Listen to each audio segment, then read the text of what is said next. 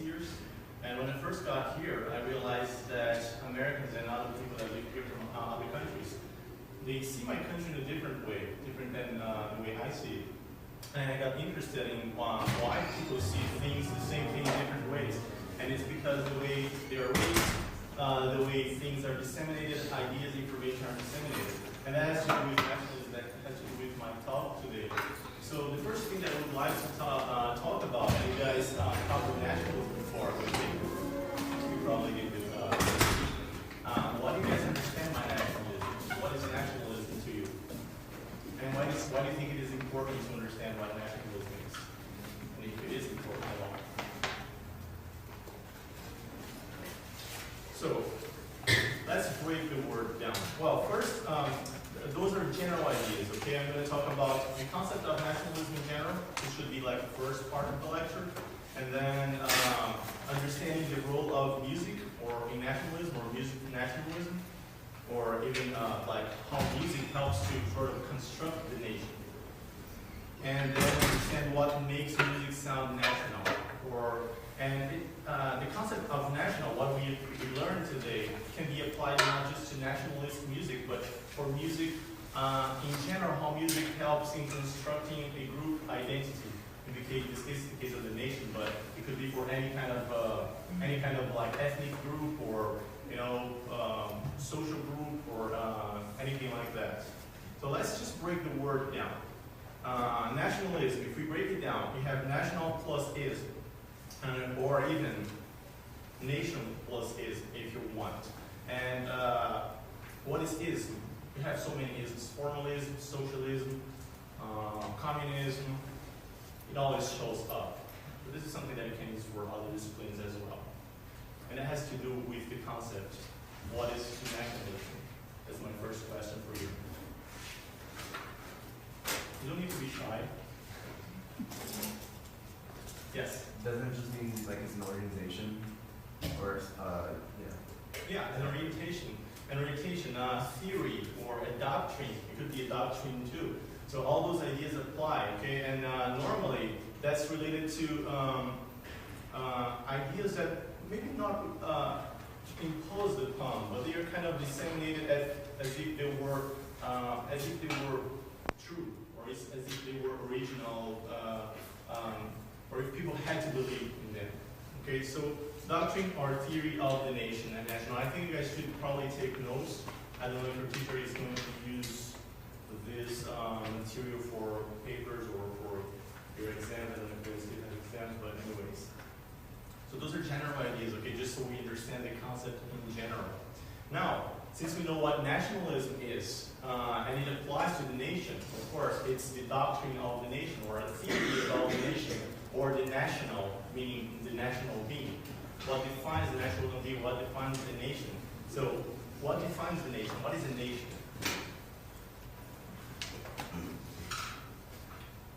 And I'm going to posit you guys with questions throughout this whole class, okay? Because I want to instigate your critical thinking.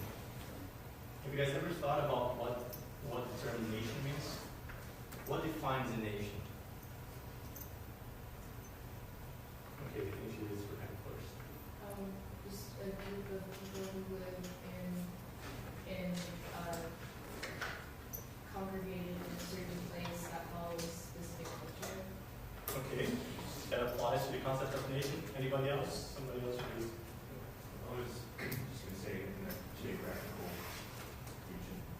Geographical, okay. So geography, culture, you said something else. Community, maybe? You want to say something? Same thing? Yeah. So I have some ideas here. What about language? Do people have to speak the same language to be part of the nation? What do you think? No? So what if the person doesn't speak the same language? How can the person share the same culture? Just some ideas, okay? Food for thought. Territory. Somebody said people have to be in a certain territory. Yes, that can be true, but what about if you travel to a foreign country and you live there for 10 years? Are you not part of the American nation anymore?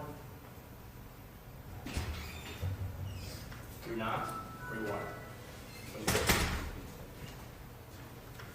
Yes, I think you still are, especially if you're American. Mm-hmm.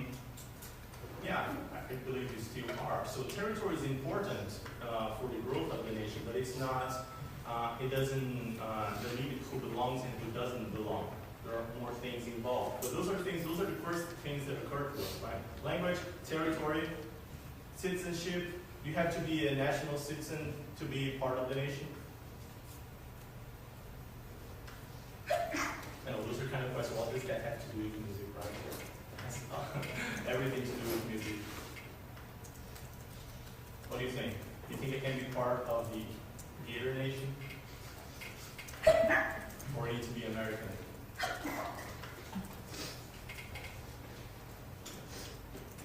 Anybody has any idea about that? Yeah. These are tough questions, right? Like, especially when you try comparing it to the European Union, like people, because of the membership, you're able to cross borders and it's easy and illegal immigration is more common, and these things are becoming like less significant to defining your identity or your national identity, and like they're becoming combined. Like somebody from South Africa might go to France and feel French and South African at the same time, and it's Exactly. citizenship maybe not necessarily identifying, but it's also like important, definitely. It's hard. It's hard. Yeah, it's hard. On purpose. It's hard on purpose because we normally don't think about those ideas and those concepts. We just take for granted that the nation is what it is. National citizen is what it is, and nationalism is what it is. But what is it that they are, right? So those are important things to understand what nationalism is in music. And you said something very interesting. You said that people can feel the South African can feel South African and French at the same time. And why do you think that's the case, or for anybody? Why do you think that could be the case? You could feel that you belong to different nations. What defines who belongs and who doesn't belong? Or who defines? You see yourself. It's whatever you identify with. Mm-hmm. So you choose. What kind of identification? You feel comfortable and you just feel like that's you. That's what you can. Good. Yeah, so those are very good ideas. If you identify yourself, normally we're talking about social-cultural identity. If you identify with the way those people live, if you can, of course, you need to speak the language to be able to relate to people.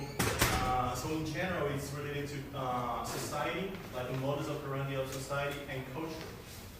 You may live in a country for, 20 years, and then you moved to another country, and you identify more with that culture than with yours, or with certain aspects of that culture that you don't find in your own culture.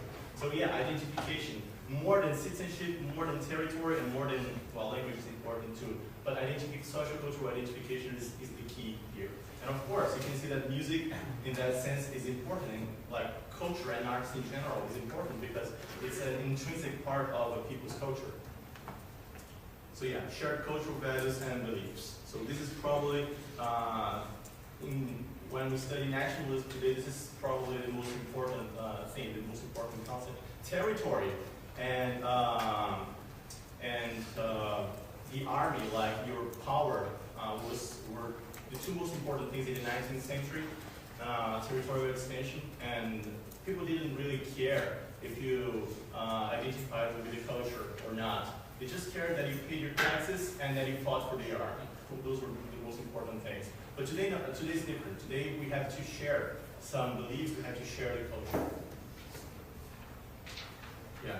The Gator Nation or nation annotation? What do you think it is? Do you think it is a nation or a nation? And what makes the Gator Nation a nation? I'm using that because nobody has any excuse here, because everybody belongs to the Gator Nation. So you can all participate. What is it that you see in the picture? Yes? It's like a nation because everyone identifies with the same thing. A flag, certain colors, and everyone is identifying similar above colors. Exactly. So you see that everybody's wearing orange and blue, some are wearing white, maybe they don't belong so much. But yeah, the colors are important, and the colors become icons. The two colors, orange and blue, they become an icon for the Gator Nation. So if I was dressed in orange and blue, you would probably look at me and say, hey, it's the Gator, right? So the colors stand for the Gator Nation. They are not, but they stand for, what else? They stand for the Gator Nation. And the colors are important because you can see them right there. It's like a phenotype. You look at the person and say, hey, this person's from that country or that region, or it's mixed or something like that. So the colors are important.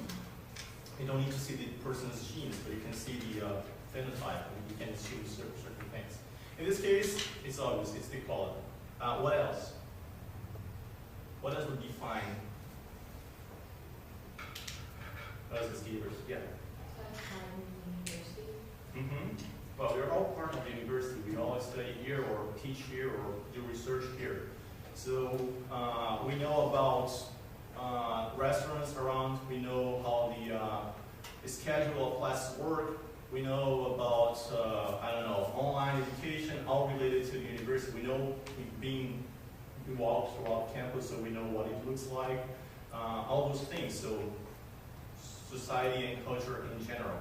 And the colors, again, the colors are important because they represent us, or they represent the Gator Nation. And when I first got here, I remember there was this orientation thing, and this person said, so if you are a Gator, you can go anywhere in the world, and you're going to say, I'm a Gator, and you're going to find another Gator, and you guys are going to be able to talk. And it was like, what is this person talking about? So that's what the person is talking about. So because you share the same place, and it's not just here, it's anywhere you go, any school you go.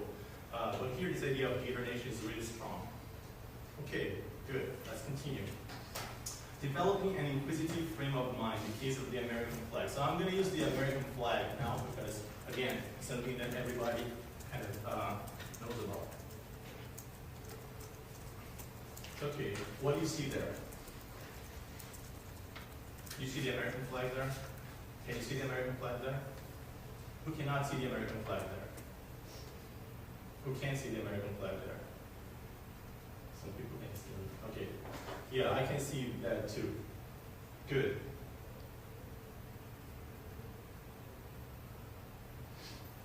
What about now? It's easier, right? To see the American flag? What about now? Even better. Now my question for you, what we saw was the American flag. The three versions. What do you think? What a weird question. The three versions of the American flag are really the American flag. Oh, well, when it was really up close, it was hard to tell that it was an American flag because every alternate were like really different. So like kind of similar when someone new comes here to America and they see like very different faces, very different cultures. I guess it's kind of hard to tell if this is America. That's a good idea. That's something that I didn't think about, but that's a good idea. So in the first one was hard to see the flag. Yeah. Okay. But the second one was easier. Yeah. And the third one even easier. Yeah. So you step back and. Okay. But they are all the American flag. I think only that one is the American flag. The other one just are made to look like the flag. Okay. So this is the flag. Who agrees that this is the flag? Okay, good. I'm not American, but I don't think this is the flag. I would think that this is the flag, right? And what's the difference? What's the difference between this and that? One's real. Exactly. Exactly. This is a flag. That's a representation of the flag. So the three images are representations of the flag in different ways. It's like putting a picture of yourself there. Is that yourself? Or that's a representation of yourself? So it's the same thing. Why did they do that? Because in nationalism, what happens is that normally people construct meaning and they construct ideas that we take for granted that they are what they are. In this case, it's like, yeah, well, which one is the best American flag? None of them is the American flag, in fact. there are different representations in different levels of the American flag. And that happens in music. And why is the flag important for the nation? Why is it important? Why do we need a flag? Yeah. It's a common symbol of the culture. Yeah, it represents the nation. It represents the nation in games. It represents the nation in wars. It represents the nation everywhere. We have a flag here. And we are, it kind of brings up patriotic feelings, or it reminds us of who we are, or who we are told we are. So, but anyways, we have to develop an inquisitive frame of mind. What we see is really what we think it is, or is what we just believe it is because of common sense and ideas that settle down because they're repeated, or because we don't reflect upon that. And it's important for music. All of this is important for understanding music. Yeah, now that was the idea that we're talking about seeing from the distance. I'm going to skip this slide. So you can see Osama bin Laden here, which is kind of opposite to Americanism or American identity, right? But he helps to shape the identity too. So even the opposite of what we think is what we are is important. So now, what's the role of music in nationalism, or music nationalism? We spoke about identity. We spoke about forming a group of people. We spoke about relating among ourselves. We spoke about the idea of people kind of sharing the same beliefs. Why is music important, or any kind of arts, but our case here is music. Why is music important for that? Is music important for that? Yes? Who thinks music is important for that? Some people are like in between, they decide, yeah. Okay, everybody thinks music is important for that. Now, why is it important? Why is it important in forming the nation? Yes? It's a way to help express the beliefs of the nation, with a song has words. What about music that doesn't have words? We're going to deal with music that doesn't have words. When you have words, it's more obvious because you can just say whatever you want, right? I can say I love my country, for instance, and the lyrics. But when we don't have, yes?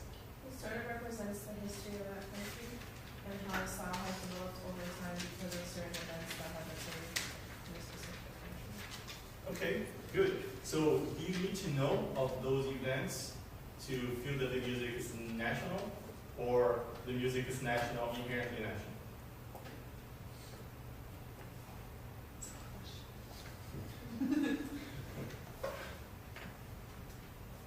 What makes, yeah? It depends on if people adapt the music as national. Like the battle songs, when they go for war, they adapt that as their national song. So people identify with that. Good. Yeah, that's a good idea. They said adopt, right? Yeah, people adopt, and then the music starts to representing ideas and people and a country or anything other community. So people adopt, and how do they adopt? Just because they like it? What's the idea of adopting or relating or creating images to music? How does that happen? If you listen to a piece of music today, and you listen to the piece of music tomorrow, and you listen to the piece of music throughout the whole month, the first time that you listen to it is probably going to be different, or the last time you listen to it is probably going to be different than the first experience you had with the music, right? So in that process, music starts meaning something that it didn't mean before. When you listen to the music the first time, you don't even know the song, right? It's the first time. It's like, it doesn't mean anything, it just means it sounds. Most likely, although people use kind of similar ideas, so you can identify right away with the music. You listen to the music like, I know this song, I know this, I've heard that before. You probably have, as people use the same formulas, especially in popular music. But anyways, the first time is different from the last time because you build up meaning to that music. And how does that happen? How do you build up meaning to the music? Let me just continue with history. So it's part of a large, keep thinking about that. How do you construct meaning for music? So music is part of a larger cultural discourse. It helps in shaping the identity of a people or of a community. I think it's amazing what I see here in Turlington Plaza. I see different groups of people, and when they are promoting their fraternities, sororities, whatever, they use music, and you can listen to the music, and even if they are not there, and they just play the CD and leave the CD there, you know which group of people should be there, right? Is that true? Or you can imagine, okay, I know what kind of people would be here, a group of people would be here. So music starts representing the group of people as well. It speaks for them. It's kind of like the flag, in a sense, because the flag represents, you see the colors, you see the shapes, you see the stars in the case of your flag.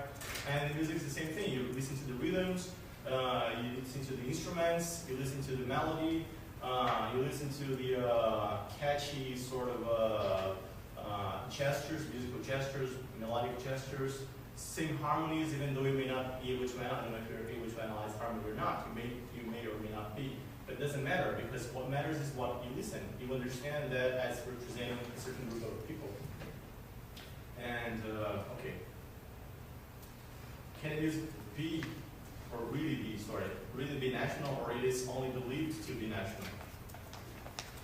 So the music is national, or it's believed to be national? Yes? It is believed to be national because it's just sound. Exactly. And it's the nation that puts emphasis on it that makes it national. Good. Yeah, that's the same idea that you spoke about before. We adopt the music as national. It's not inherently national. Like folklore, for instance, that was used by intellectuals in the beginning of the 20th century to represent the nation. They are not inherently national. They are constructed as national. They are disseminated as national. People are like, yeah, this represents my country. This is the root of my culture. It's believed to be, but it may not be. It may not be. If you do a scientific study on that, you may find out that the music came from, I don't know, from Africa. I can speak about Brazil, for instance, in which intellectuals are trying to define what being Brazilian is, and they said, okay, let's use folklore. So folklore is going to represent the nation because they're not content with foreign influences. But that's not true, because Brazil is formed by Europeans, Africans, Indians, people from all over the world. So what's really Brazilian in that case? It was constructed to be Brazilian. So people listen to Portuguese folklore today and they think it is Brazilian, but it's actually Portuguese. Now my question for you is that, does it really matter where it comes from?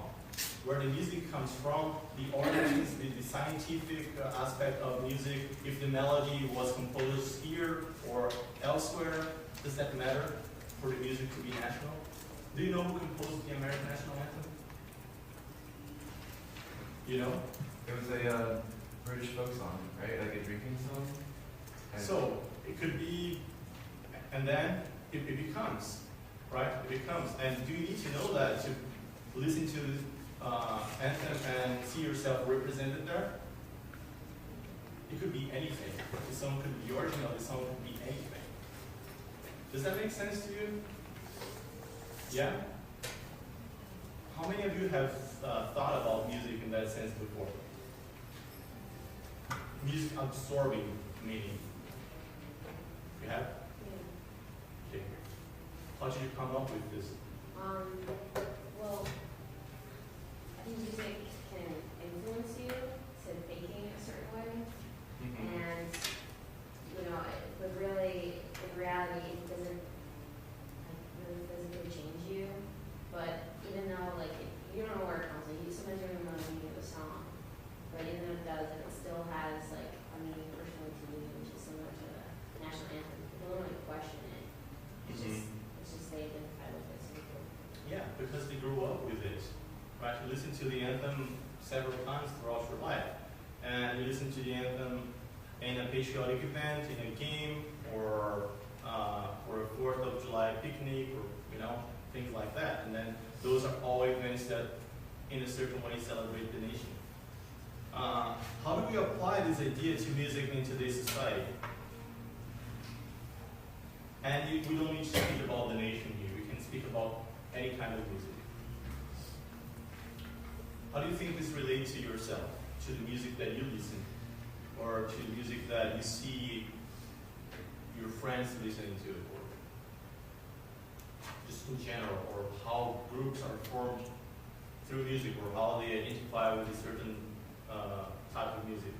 You want to say something? Yeah, well, in a way, music changes influences the person, but you're kind of saying, you're making this argument that it's the person who actually can influence the music.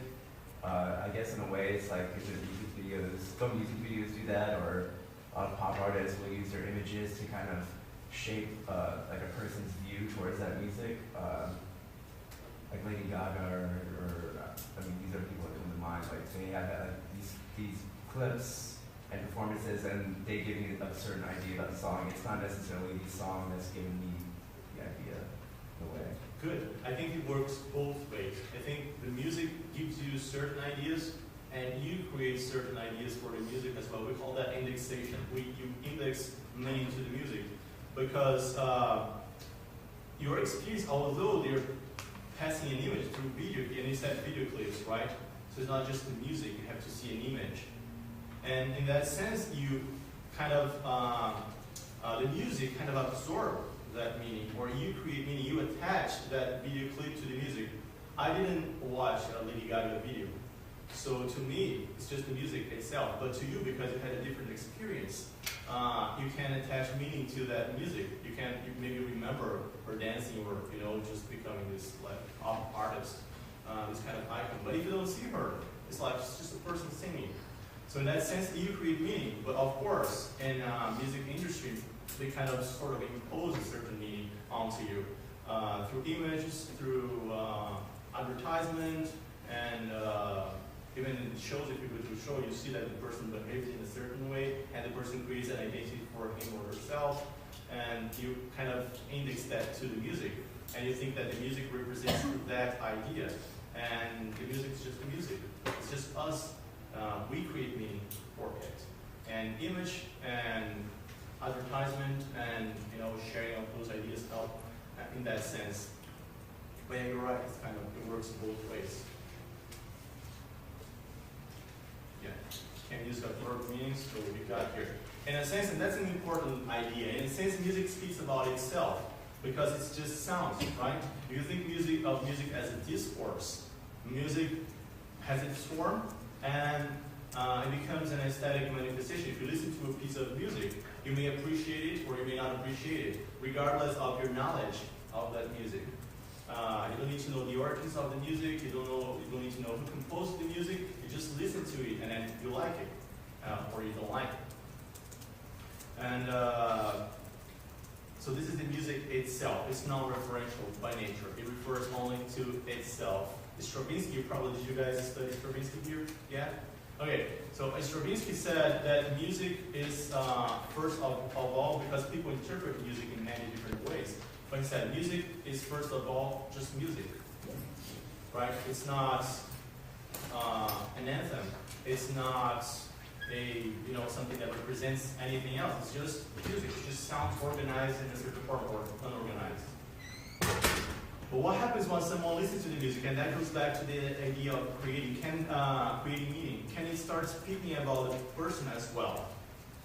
So think about yourself. Think about a song that you like, or about a song that you listen, throughout, I don't know, your whole life, or something from your childhood.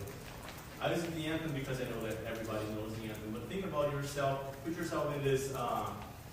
Imagine yourself listening to this piece of music over and over. And you guys probably have one favorite piece of music, or some favorite piece of music, or music from your childhood, or from when you were younger, that you listen to over and over. And do you think this music speaks about you? Do you think it tells anything about, at least to yourself, when you listen to that music? What kind of feelings do you have? What kind of ideas does the music bring to your, you can even sometimes feel it through your body. Yes? The music is going to have different effects on different people. Mm-hmm. But main effects can just be emotions that it causes. Mm-hmm. Yeah, it can bring back emotions, and as you said, it's different because different people have different experiences, sometimes even with the same song. Suppose that, I don't know, you guys go out on a date with this person that you like, and then you listen to this piece of music. And it's like, hey, this is my favorite music. And the other person, yeah, it's my favorite music too. And then that becomes your music, right? When you listen to it, it kind of represents the two of you. But let's say in my case, it was not that lucky. And I broke up with my girlfriend, whatever, wife, listening to the same song. So the same song, when you listen to the song, you're like really happy and you think about your beloved one and you remember the first date, and then you listen to the music in other opportunities. And when I listen to the music, I cry, and you're like, why are you crying? It's such a beautiful song. So you attribute meaning to the music. The music starts being pretty or beautiful. And to me, the music's horrible. And it's the same music. And it's not about the music itself, it's about the meaning that we created for it, right? So that's the idea of indexing meaning to the music. We just connect ideas that are, experienced concomitantly with the music to the music, and the music becomes that. It becomes beautiful. It was not beautiful yesterday, but because today it's our music, it's so pretty. So that's the idea of music absorbing meaning. Same case with the anthem, and same case with any other song that you can possibly think of. That's what happens. If you go to a disco club and you listen to the same music over and over, then when you listen to that music at home, you probably remember your friend, you probably remember, you can even smell sometimes, the place that you have been before. Because all those ideas are connected to the music. You wanted to say something before. No, I was just going to say basically saying you put a connotation to it depends on what you've experienced. Mm-hmm. Yeah, so that's an important idea, okay? Music absorbs meaning, and music starts representing the nation, the person, the community, a group of people, etc. You just think about deconstructing the American national anthem. It's kind of like the same idea of the flag. First, what's the purpose of the American national anthem? We already talked about that, to represent musically the nation in the events, or, it's just, you have many things that represent the nation. Normally they are sort of iconic, kind of like a flag. You look at this and we know this is the American flag because it has a certain shape, certain colors, with stripes and the stars. We don't need to count the stars to know it's the American flag. You just need to look at it. And in other cases, in other nations, it's the same case. What do you feel? We talked about that a little bit. What do you feel when you listen to it? I just wanted to listen to a couple, or maybe 4 or 5 different experiences. What do you feel when you listen to it? Does it bring out old memories to you? You can just share a little bit. I can start. I'm not American, but when I was a child, I listened to, I think it was probably the first time, or one of the first times that I listened to the American National Anthem. And there is this movie, it's called Chariots of Fire. I don't know if you guys know about this. And there is a song for the movie. And there is also, they play the American National Anthem many times because it's about the Olympics and the Americans win everything. So when I listen to the American National Anthem, it reminds me of that movie. And it reminds me of my father because I used to watch that series with my father. So that's my experience with the American National Anthem. Does anybody share the experience? That would be really curious. Probably not. Anybody else wants to share a little bit? Yes. I mean, since it's played at like every sporting event ever, it just like brings together like what kind of like our country's focuses a lot on like athletics and sports. Mm-hmm. Pride. That's the first thing that comes to your mind when you think about it. Does that remind you? That's a good idea. But does that remind you of like a personal experience? Not a specific one. Okay.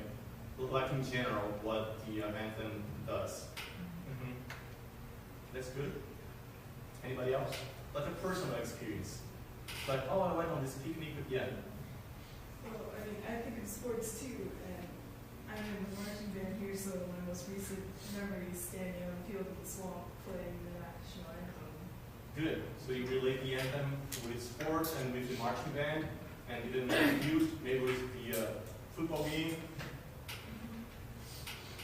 Anybody else? Does anybody remember like a family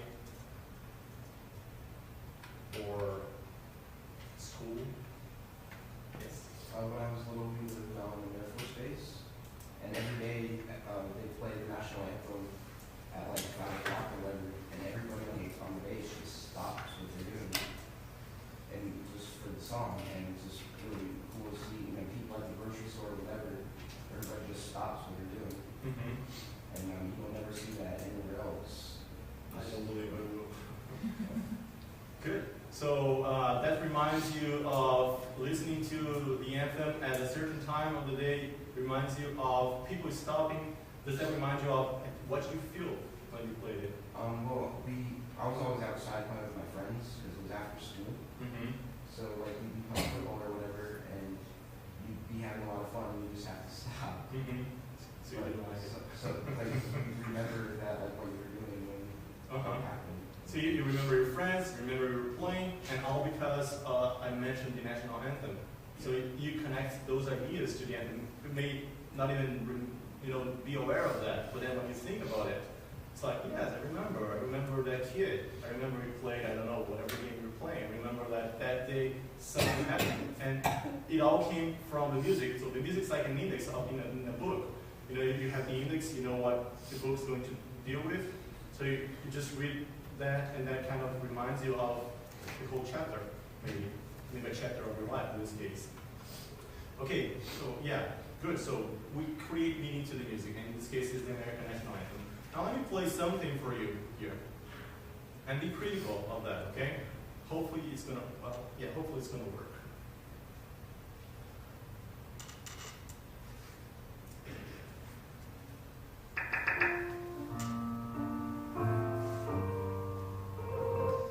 Okay, what is that?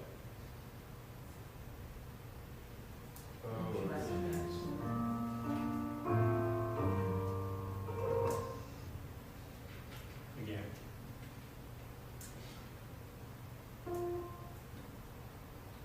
I like that. You guys want to say it's the American National Anthem, but you're like, it may not be because of the flag. What do you think it is? Yes? The anthem. The anthem?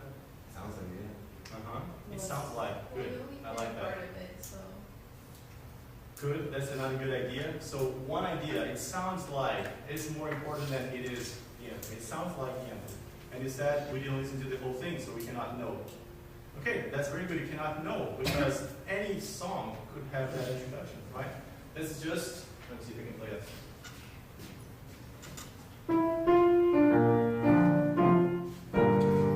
Right? And I could come up with anything else after that. And so let's listen to the rest of this.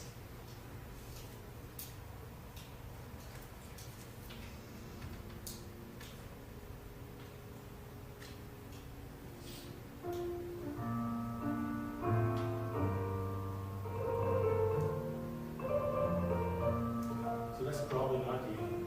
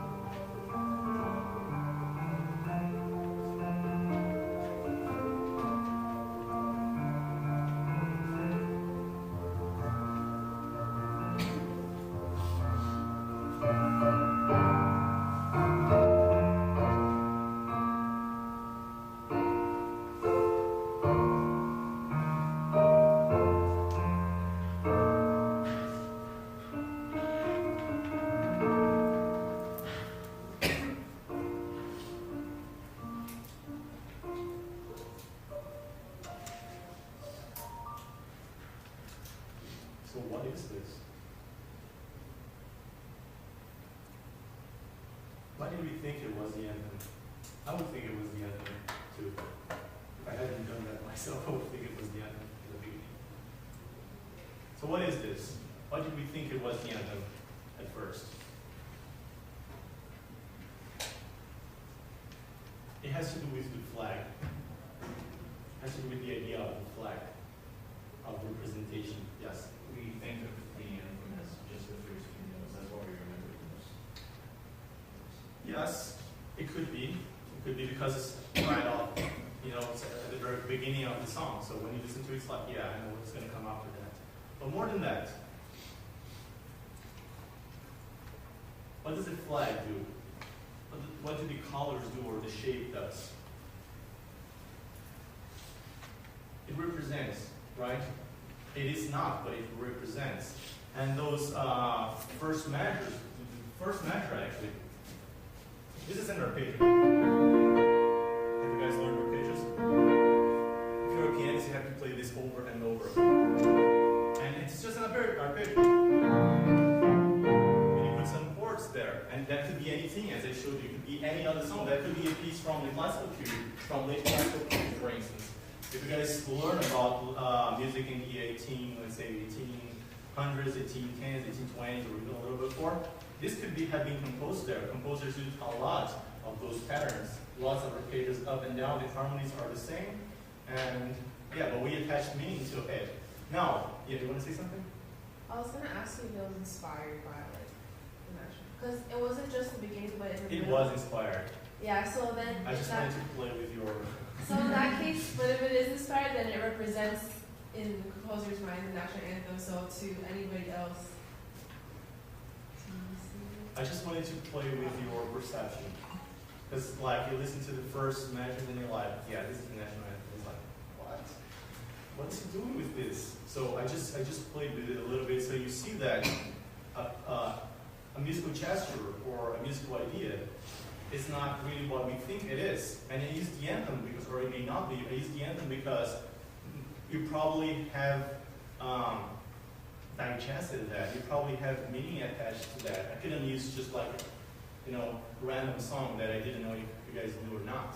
So I had to use that one because I know that everybody can kind of relate in a certain way. That's why I wanted you guys to share your experiences. I know that you guys relate to that in many different ways, but you know that.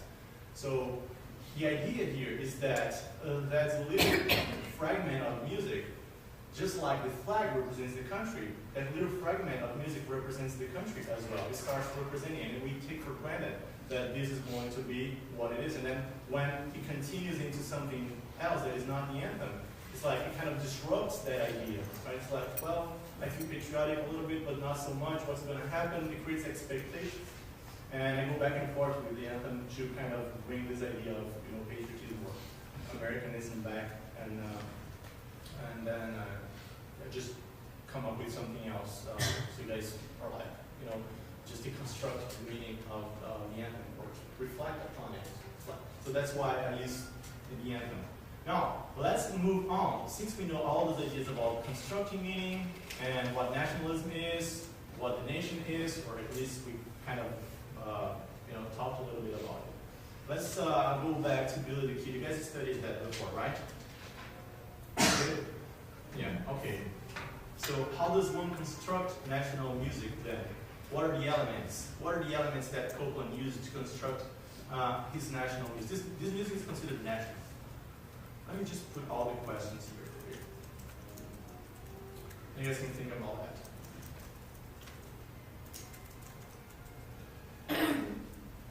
Yeah, the first and the second questions are pretty much similar.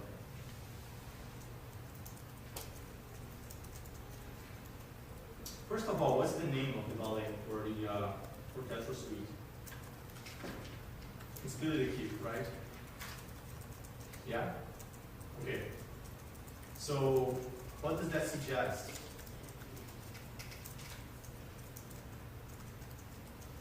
Billy the Kid is like a legend or like a folktale, or is it? I mean, Billy just sounds like an American name. Uh-huh. And Billy the Kid is an American story. Yeah, it is his American. It's just because this is from, the first half of the century, so that's, or 20th century. That's why you guys probably don't know about it. But people at that that time knew about it. So you read Billy the Kid, it's like, oh, this is American. So he's creating an expectation. People are expecting to listen to American music there because it's an American legend or a folk tale. How did he create this American sound? What a composer by that time would have done to create this American sound? Or to create something that Americans would believe to be American? Today, what is American music?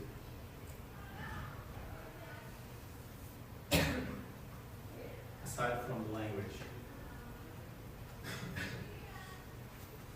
which is actually English, but yeah. Maybe Wild West music, That's for today or for Copeland? for today. Uh-huh. Because it's appears so much in the shows, so it has a distinctive sound. Mm-hmm. What is a distinctive sound? What makes it distinctive? The instruments. Good. The instruments. That's important. Some melodic gestures, some harmonies that are repeated, and more than that. So all those ideas apply. Okay. In Copeland's time, if you wanted to represent American identity, he would probably use folklore, or in this case, because this Billy the Kid is from the Old West. It's like a tale from the Old West. He would use, of course, this kind of music, like Western music. So those are some of the songs that he used. And I wanted to play some of them to you, just so you know what people would think when listening to his music. Hopefully this is going to play.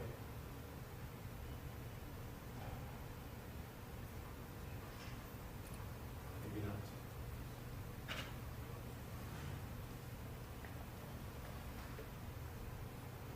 Let's skip over to this one.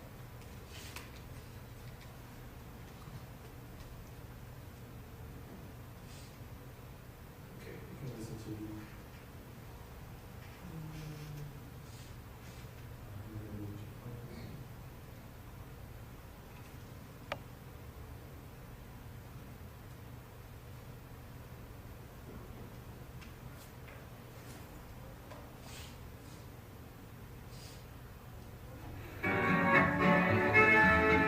Granddad, Granddad, oh what a man was happy. He worked hard all day and slept all night. But I must start long, long ago. Great Granddad from the West was young. He bought his door with a wagon tongue. Times were rough and the redskins mocked. He said his prayers with his shotgun cocked. Great Grand. Okay, so if you know this, and if you were alive at that time, you would probably relate the music that he puts in his suite to this music. And we don't have time for more videos. I just wanted to play the beginning of the Billy the Kid, the excerpt that you guys listened here. And it starts with this very tune. Let me play that for you.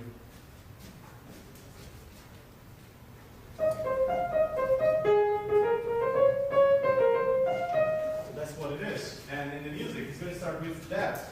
And that comes from the song that I just played.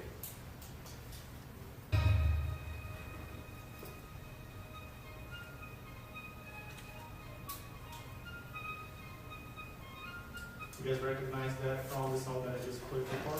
So it's just a little fragment, but that when people listen to that in his music, they can create this image of America. And that's why the video is important. You see people playing the guitar, the hats, the outfits, and everything else that goes along with that. And music represents that as well. So when you listen to this song, to Copeland's music, all those images are going to come to mind, of course, if you knew that.